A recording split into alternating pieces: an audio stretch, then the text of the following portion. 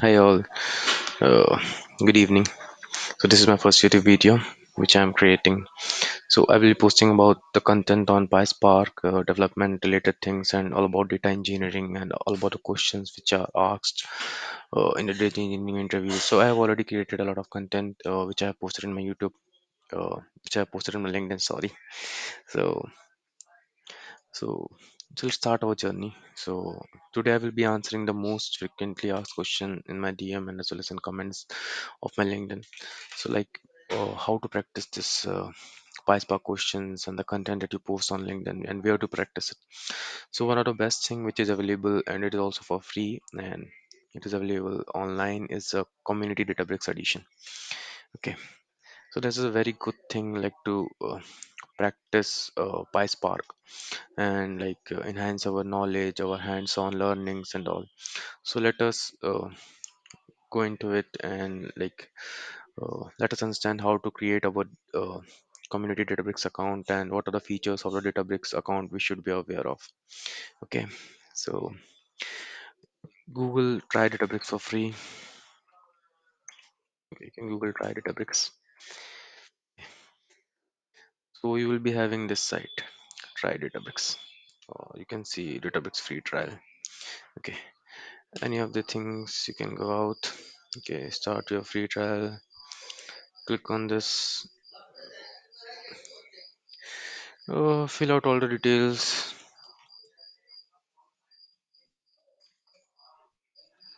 Fill any personal email that you're having. I've already created an account from this email, so let's try like putting something else. Your company name, your designation,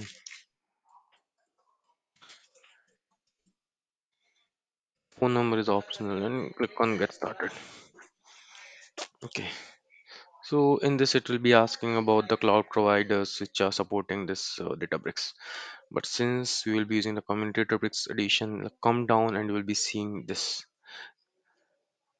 Don't have a cloud account. Community edition is a limited Databricks environment for personal use and training. So this is what they say: personal use and training, and this is what we need: the learning and the getting the hands on the PySpark. So click on get started with community edition. Okay, we need to just solve one of the puzzles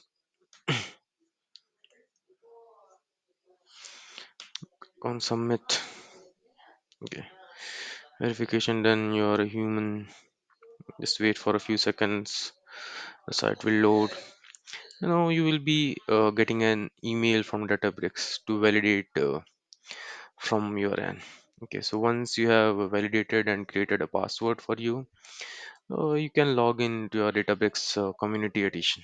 Okay, I've already logged in. So once you log into your community Databricks account, it will be looking like this. As you can see, I've already created my account. So like I'm not going to into that like how to validate things. So basically, if you go to the left hand panel, there are few things we should be aware about. This is the compute thing. Okay, the compute tab. So we can create any compute resources. So we can click on create compute.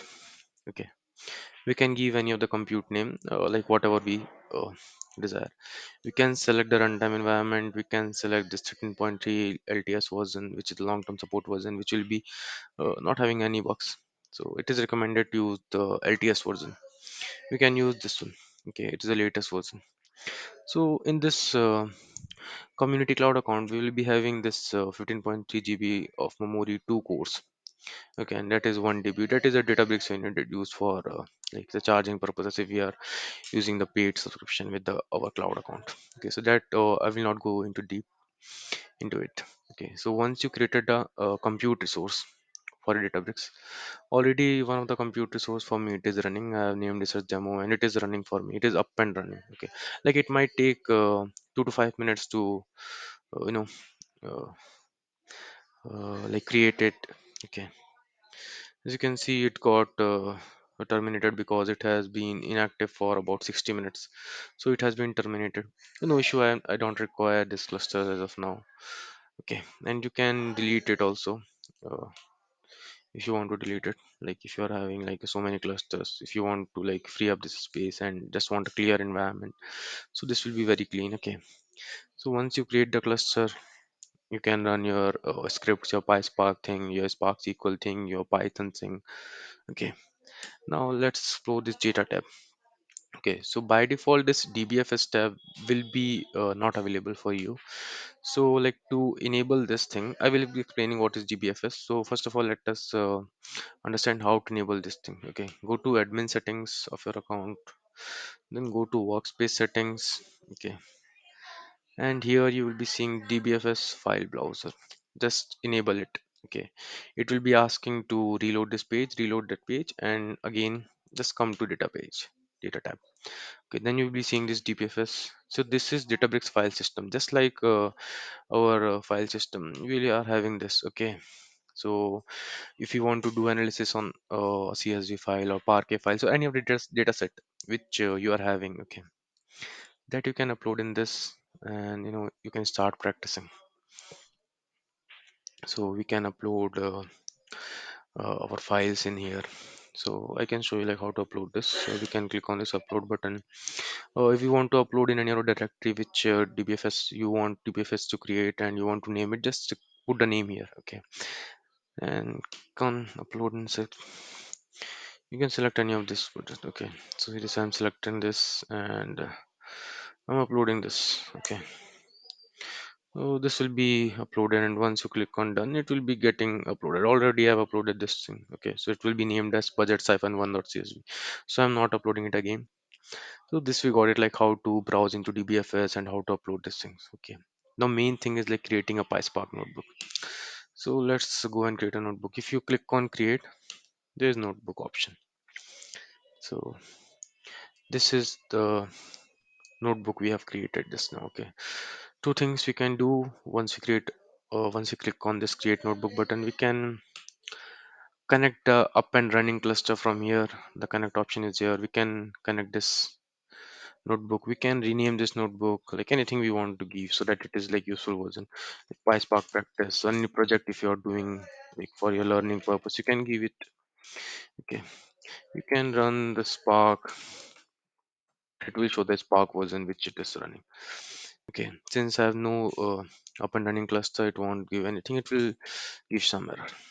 Okay, it is asking me to attach and compute resources. Since I'm not having any now, so let us ignore this.